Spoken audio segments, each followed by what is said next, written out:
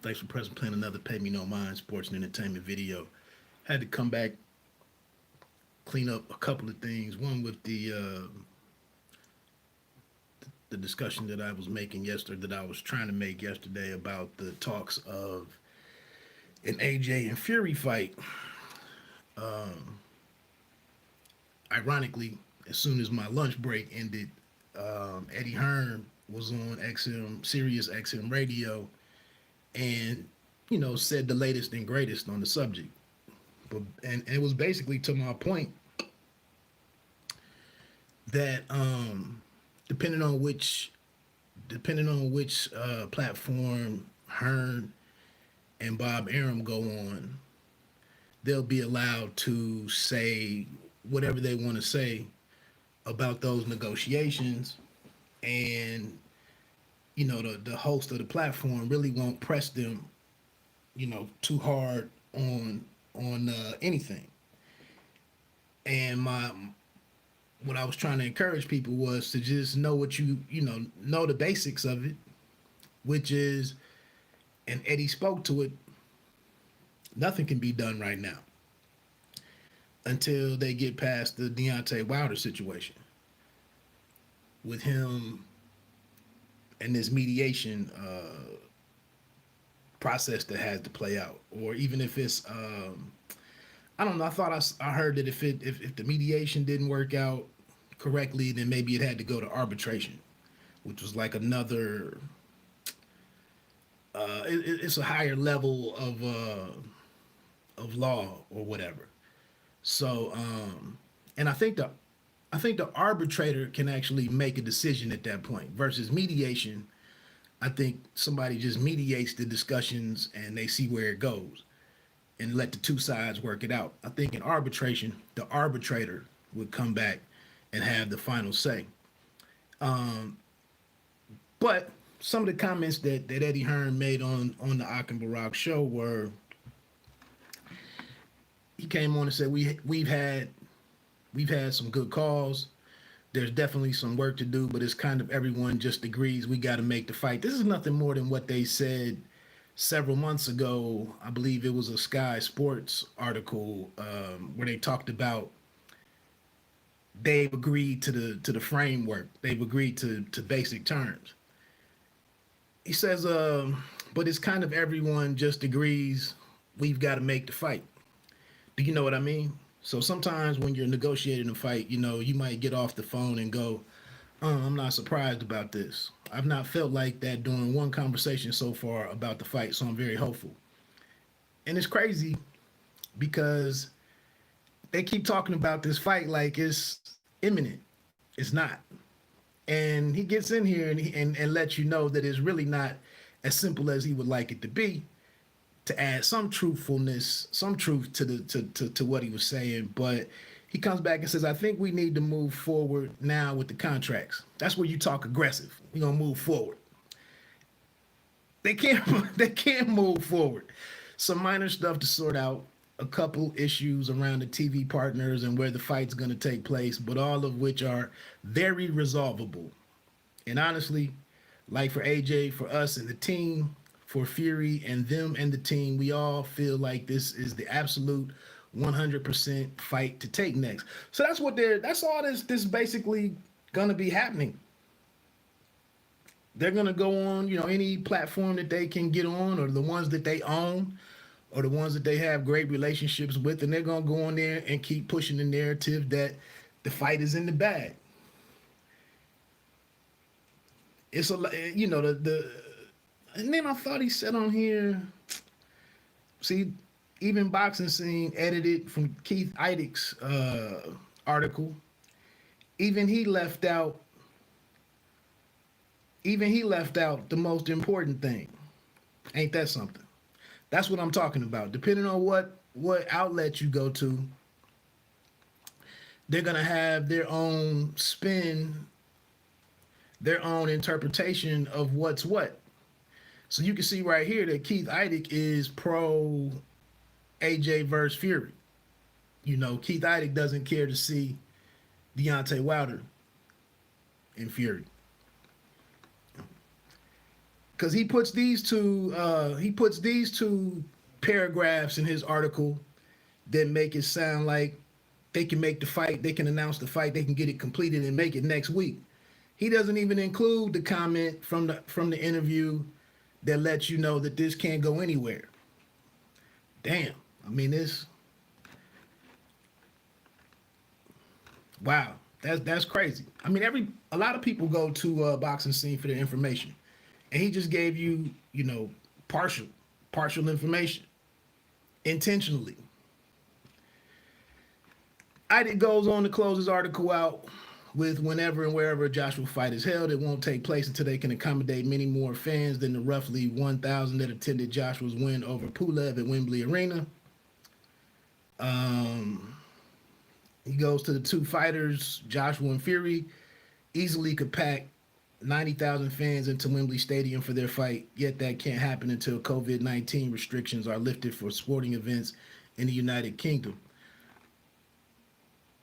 Again, it's crazy that you wouldn't mention the biggest statement from Eddie Hearn's interview yesterday. What was that? December 15th. The biggest statement that he made while he was on there, Keith Idec conveniently left that out of his article. That's what I was trying to say was,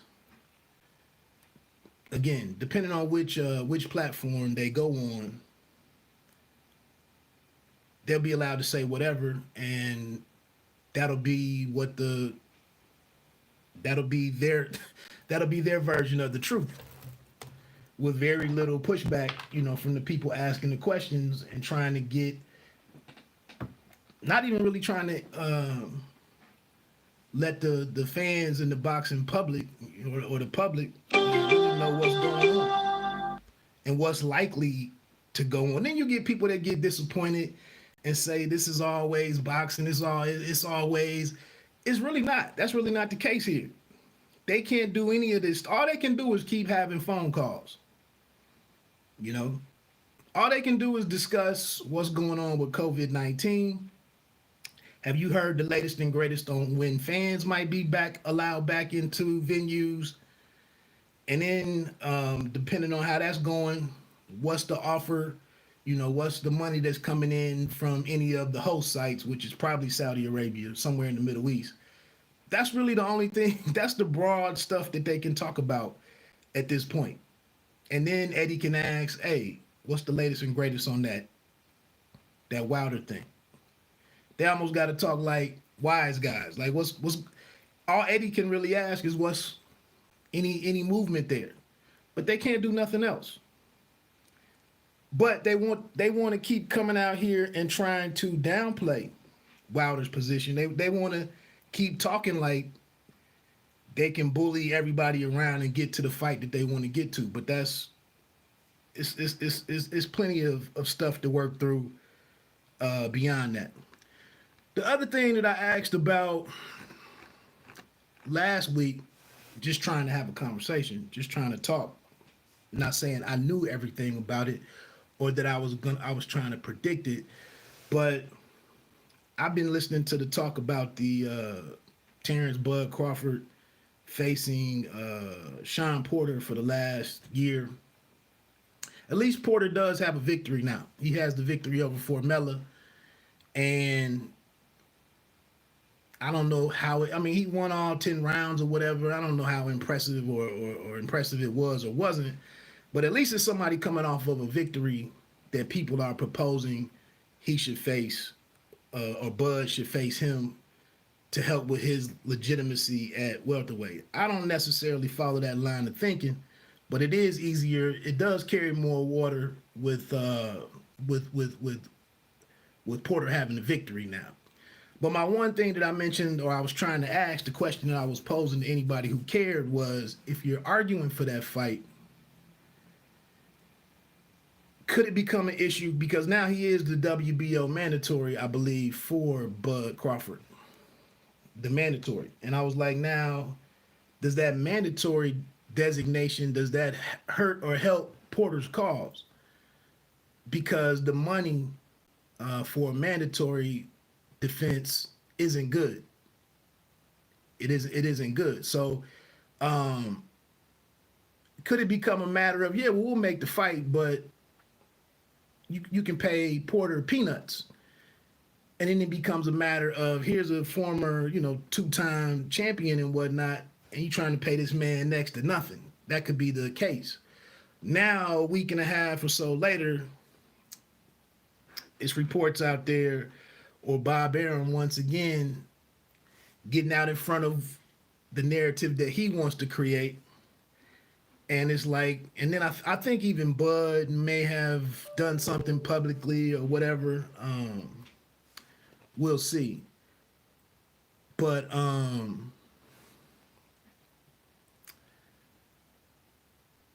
now and like I said, it's some small money, basically to try to make the fight go away, or to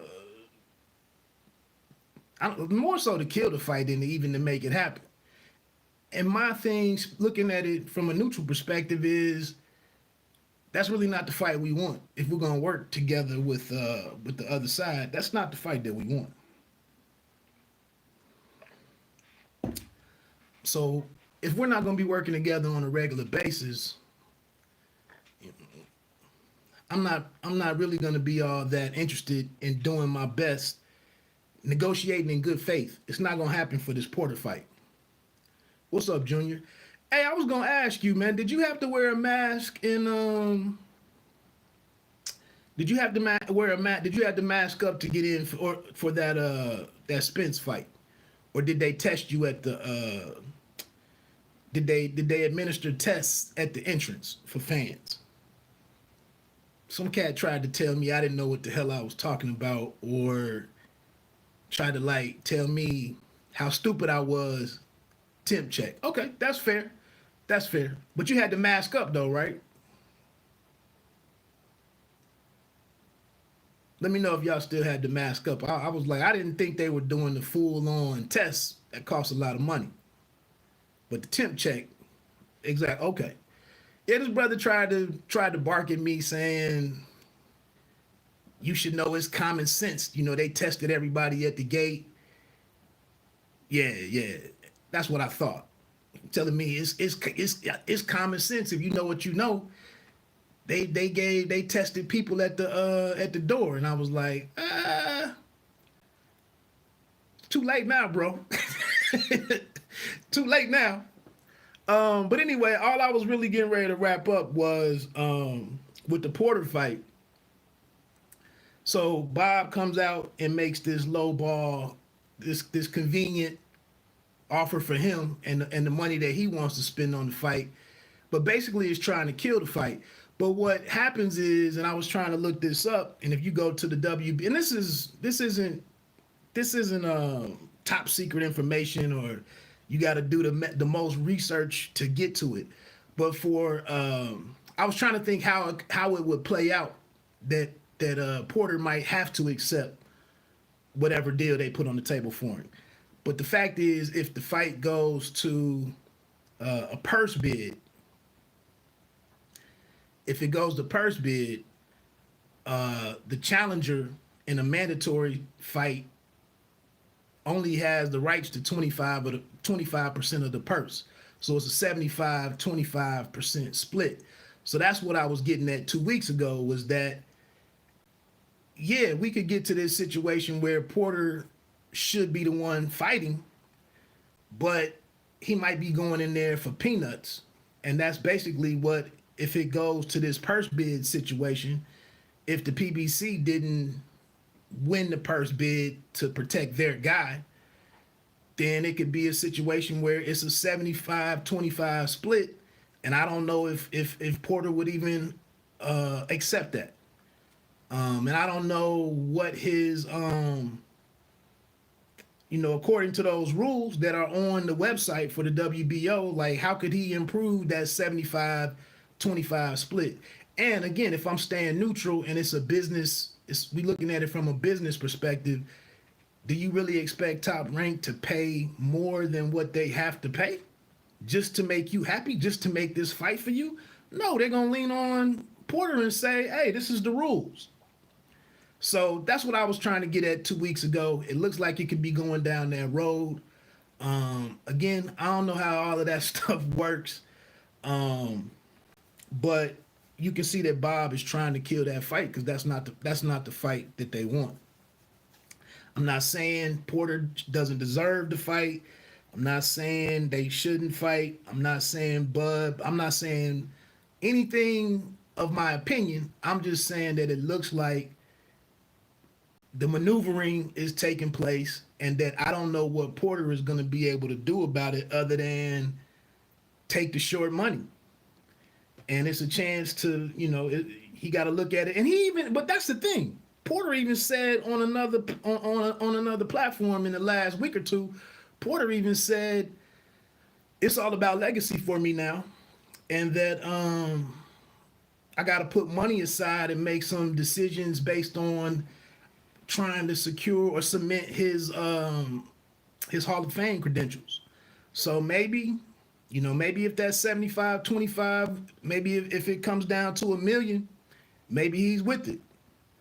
What's up, Triple H? I'm getting ready to jump off here, man. I just was talking through some money stuff with this the Porter and Crawford fight, or Crawford versus Porter. Just the basics of it is that it could be a 75-25 split. I'm sure that Team Porter wouldn't want to hear that, but that's what it could be. Nah, I gotta go, man. I gotta go. I ain't like you, man. I don't I'm on the clock. The clock. Let me get on out of here, man. I just wanted to jump on and talk about again this Keith Idec issue. This Keith Idec article on Boxing Scene is he went to tell you about what's going, that the items to get to work through for AJ and Fury is some minor stuff to work out, but all very resolvable. But here in Keith Idec's article, he intentionally left out what Hearn said was the most important aspect in that whole fight that they hoped to make. Keith Idec didn't even leave it. Keith Idec was like, I'm done now. I said what I wanted to say and just went on about his business. So Keith Idec is already telling you this was a quickie. What arc? It's on there on Boxing Scene right now. Hearn on Joshua Fury, some minor stuff to sort out, but all very resolvable is the title. And what I said, if you go back earlier in the video, Eddie Hearn popped up. He does a weekly check-in on Sirius XM on the Ak and Barak show. Basically, it's his platform to come and tell you everything he wants you to know straight from him, how he wants it to happen, how he sees it playing out. And that's what Keith Idec decided to do with his article. He just told you he just being a parrot for Eddie Hearn. That's questionable journalism right there, but that's what you get out there. That's what you get. But check out the earlier part of the video. I talked through it. Some of what Eddie Hearn said was the truth, and it was legit. But he did come out and say at the very end of it that Wilder has a claim to the trilogy fight, and that they can't do anything until that's addressed. And then he softened it up and just said, Bob Arum is a lawyer. He's a very smart dude. He knows what his contracts say, and we believe that there's nothing to worry about. He threw it in there like that. Keith Idec, he don't even mention that. Maybe he turned the channel or something before that part of the interview. But anyway, let me get on off here, man. Bite down boxing. Don't let them count you out. We got boxing tonight. I think he's Lithuanian. Iomantis Staniosis. I like the dude. He's at welterweight. Always good to see young welterweights in there. I'm not that familiar with his opponent. I was kind of shocked that Staniosis knocked out the boy from Georgia, Deloach. He knocked Deloach out. I was shocked to see Deloach fighting at welterweight, but Staniosis knocked him out like a month ago, and it's just interesting to see them bring him back. I want to say Staniosis works with Ronnie Shields, I believe, down in Texas. So that should be a pretty good fight tonight. Again, I'm gonna come on and remind you tomorrow on NBC Sports Network at 9 p.m. Eastern Time, 6 p.m. Pacific. You have the Ring City USA boxing card with Cleveland's own Charles Conwell, 2016 Olympian, in the main event against some cat named Matyar Ashkiev. In the co-main event is a women's fight. Murjinovic against somebody I've never heard of from San Antonio named Torres. And then also opening that card is going to be U.S. heavyweight, U.S. heavyweight, undefeated Stephen Shaw versus Layun Bomir Pinchuk. And so I just want to encourage you. I just put an article up on BiteDownBoxing.com. I interviewed Stephen Shaw last week. And if you go down to the bottom of the article, you can click on some links that'll take you to specific answers in the video that's here on YouTube. But I know it's an hour-long interview. I know you don't have time for that. So I put some bullet points on there of the most important things that he said.